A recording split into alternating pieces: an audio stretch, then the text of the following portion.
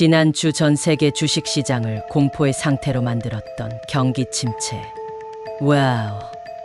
너희들은 그게 얼마나 무서운 것인지 아직 모르겠지.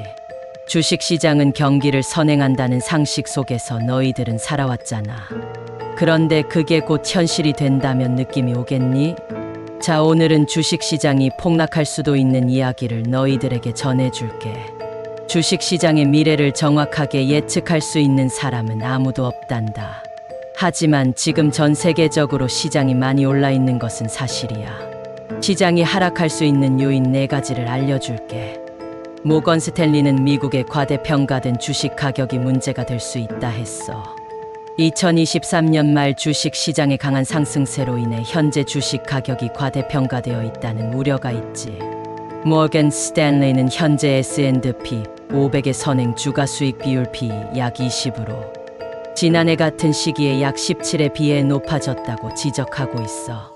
이는 투자자들이 주식보다 위험이 적은 국채에 대해 받을 수 있는 보상, 즉 주식 위험 프리미엄이 약 1%로 매우 낮다는 것을 의미해.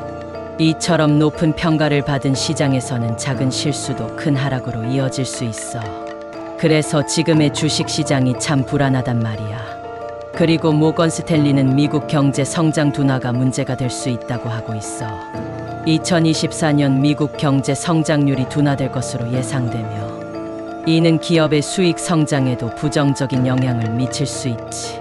모건 스탠리는 2024년 미국 기업의 이익 추정치가 지나치게 낙관적일 수 있다고 경고하고 있어.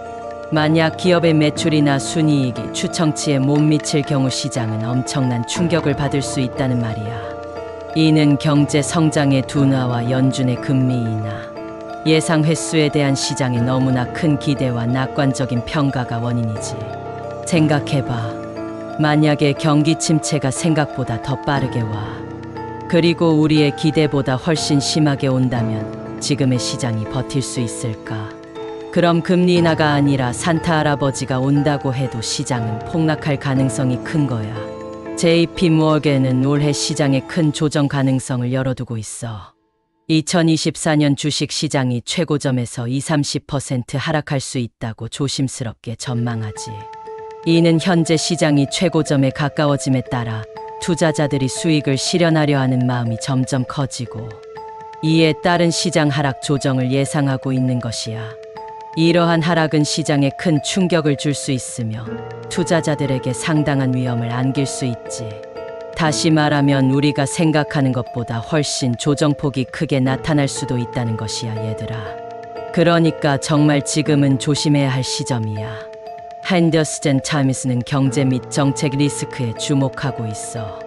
경제적 리스크와 정책적 불확실성도 주식 시장의 하락 요인으로 작용할 수 있지. 예를 들어 연준의 금리 인하가 지금 9월로 예상되고 있는데 그 전에 경기 침체가 예측된다면 어떻게 될까? 기준금리 인하도 하기 전에 주식시장은 폭락할 거야. 금리 인하가 이미 늦었다는 말이지. 그리고 미국 대선, 중동전쟁, 우크라이나 전쟁 등등 여러 가지 정치적인 각 국가들의 불안 상태가 트리거가 되어서 주식시장의 폭락을 야기할 수 있다는 말이야. 지금으로부터 4년 반 전을 생각해봐, 얘들아. 코로나 팬데믹을 예측한 사람들 있었니? 주식시장은 예측하지 못한 사건이 벌어졌을 때 상상을 초월하는 하락을 경험하지. 코로나 때 하루에 코스피가 200포인트가 빠졌던 날도 있었어. 거짓말 같니? 2020년 3월 19일 주식 그래프를 한번 보렴.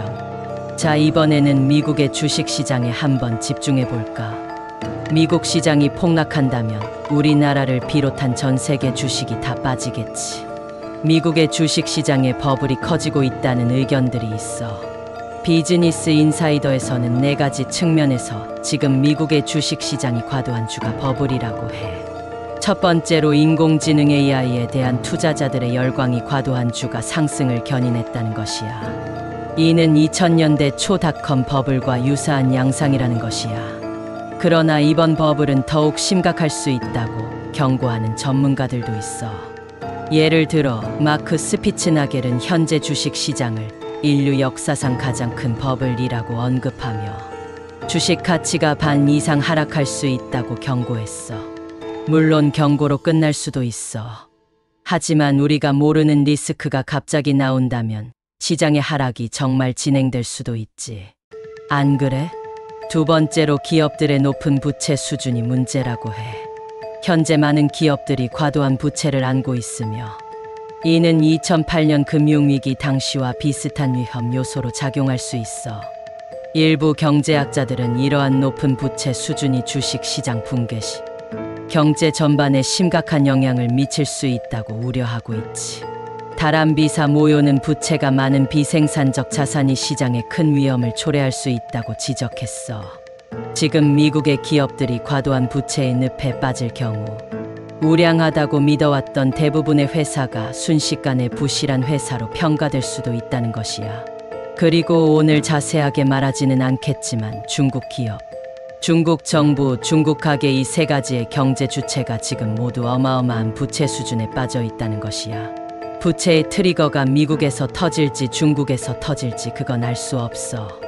그런데 중요한 건 이게 터지는 순간 전 세계는 모두 지옥 같은 경기 침체 국면으로 접어들 것이란다. 꼭 기억해둬. 다음 세계 경제 위기는 부채로 인한 경제 위기가 될 거야. 세 번째로 정부 부채와 금리 정책의 리스크야.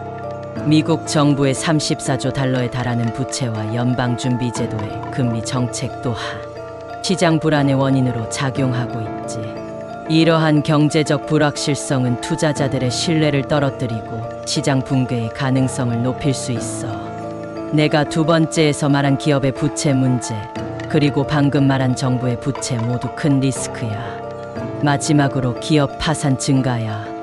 S&P 글로벌 데이터에 따르면 2024년 들어 기업 파산이 팬데믹 이후 가장 빠른 속도로 증가하고 있어. 이는 주식 시장의 불안정성을 나타내는 중요한 지표로 작용해. 그리고 미국 주식들 중에서도 이미 그런 위기감 이 시장에 반영되고 있어. 세계적인 자산운용사인 블랙록은 이미 매그니피센트 7 주식의 고평가를 경고하고 있지. 다음으로 미국의 실업률에 대한 이야기를 해볼게.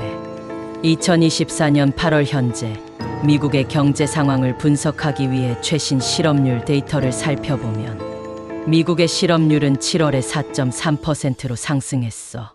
이는 전월의 4.1%에서 증가한 수치이며 작년 같은 기간의 3.5%보다 높아졌지. 어때? 안 좋지? 실업자 수는 35만 2천 명 증가하여 총 720만 명이 되었어. 이런 실업률 지표가 미국의 소비 둔화와 경기 침체를 예측하게 하지. 실업률 상승과 고용 증가 둔화는 미국 경제에 대한 우려를 키우고 있어. 높은 실업률은 소비자 지출 감소로 이어질 수 있으며 이는 기업의 매출 감소는 물론 경제 전반에 부정적인 영향을 미칠 수 있어. 또한 7월에 고용이 예상보다 적게 증가한 점은 경제 성장 둔화의 신호일 수 있지. 그래서 오늘 주식시장의 하락을 경고하는 것이야. 그럼 만약에 미국 주식시장이 큰 폭의 하락이 예상된다면 어디에 투자할 거지? SQQQ라고 들어봤니? SQQQ는 나스닥 100 지수의 3배 역방향 레버리지를 추구하는 ETF로 주식시장이 하락할 때 수익을 기대할 수 있지. 엄청나게 위험한 상품이긴 하지만 나스닥 시장이 급락한다면 SQQQ는 급등할 수 있어. 이걸 사라는 것은 아니야. 이걸 포트폴리오의 일정 부분 가지고 있으면 시장의 급락 시 리스크 헤지 효과가 있다는 것이지. 자신 없는 사람은 절대 손대면 안 돼. 마약 같은 종목이야. 시장이 너무 변동성이 심하고 매그니피센트 7과 같은 기술주의 높은 수준으로 조정될 경우 SQQQ 투자에 긍정적으로 작용할 수 있어. 그런데 이건 정말 상남자의 종목이야. 투자 경험이 많지 않거나 겁이 많은 사람은 절대로 손대면 안 되는 놈이지. 오늘 영상 그래도 상당히 재미있었지. 원래 주식시장이 떨어질 때 사람들은 더 많은 정보를 찾아보고 새로운 것들에 집중하지. 이번 시장의 조정 국면이 어떻게 흘러갈지 정확히 알 수 있는 사람은 없어. 하지만 큰 폭의 충격이 올 수도 있다는 것을 다는 경고하는 것이야. 오늘 영상이 도움이 되었다면 구독과 좋아요를 지금 당장 눌러버려. 그럼 다음에 또 만나자. 굿바이.